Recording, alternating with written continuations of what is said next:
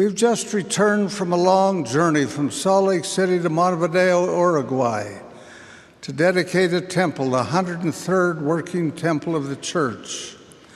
It was a time of great rejoicing for our members there. Thousands gathered in that beautiful and sacred building and in surrounding chapels. One of the speakers, a woman, told a story the likes of which you have heard many times. As I remember it, she recounted a time in their lives when the missionaries knocked on their door. She had not the remotest idea of what they were teaching. However, she invited them in, and she and her husband listened to their message. It was, for them, an unbelievable story. I met the missionaries back in the summer of 2009, back in New York. I had never heard of the church at all. And so when I met them, I didn't want to listen. I didn't care at all. But I felt bad because they were just really precious.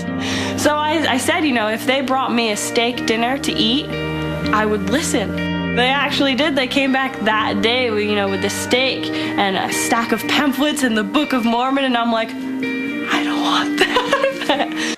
They told of a boy who lived in the state of New York. He was 14 years of age when he read in the book of James, "If any of you lack wisdom, let him ask of God that giveth to all men liberally and upbraideth not, and it shall be given him." Desiring wisdom because various creeds each claim to have the truth, young Joseph determined to go into the woods and pray to the Lord. This he did, and he experienced a vision in response to his prayer. God, the eternal Father, and his Son, Jesus Christ, the resurrected Lord, appeared before him and spoke with him. One day they came over and we watched the restoration DVD, about the first vision. And I remember thinking, no way did this happen. There's no way. So I said, in mock, in challenge, I want to go there, thinking I couldn't. Turns out it was about a half hour away from where I lived. And so we went to Palmyra, New York, and they asked me to pray when we got to the sacred grove. I had never felt more awkward in my whole entire life than when they asked me to say a prayer, because I had never done it before. And so they said the prayer, and I repeated after them. And that was the first time I had ever spoke to my Father in heaven. How could anyone believe such a story? It seemed preposterous. And yet these people believed as they were instructed. And I found out, against my will at the time, that Heavenly Father, not only is He real, but He answers prayers. How could anyone believe such a story? It seemed preposterous. And yet these people believed as they were instructed. This came out of nowhere. I woke up at, I'm not kidding, about 4 in the morning, and I couldn't go back to bed, and I didn't know why. How could anyone believe such a story? It seemed preposterous. And yet these people believed as they were instructed. And so I just called my elders, and when they picked up, I just yelled at them, I screamed at them, and I said, I want to get baptized. I'm like, what? I didn't think that's what I was going to say. And I didn't think that's what I wanted to do at all, but when I said it, I felt it.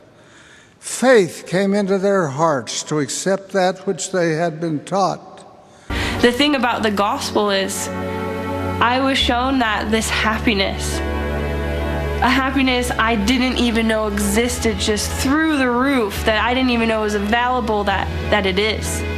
It was a miracle. It was a gift from God. They could not believe it, and yet they did. I didn't keep any of my original friends.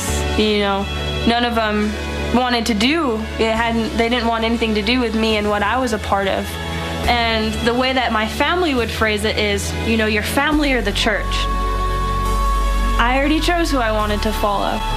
These people believed as they were instructed. That is what happens when we get baptized. And I had to make a decision. And it's a decision I have to make every single day. And that is, to keep going, to trust, to have faith. Faith came into their hearts to accept that which they had been taught. It was a miracle. It was a gift from God. They could not believe it, and yet they did. Or not. How could anyone believe such a story? It seemed preposterous. And yet these people believed as they were instructed. Faith came into their hearts to accept that which they had been taught. It was a miracle. It was a gift from God. They could not believe it, and yet they did.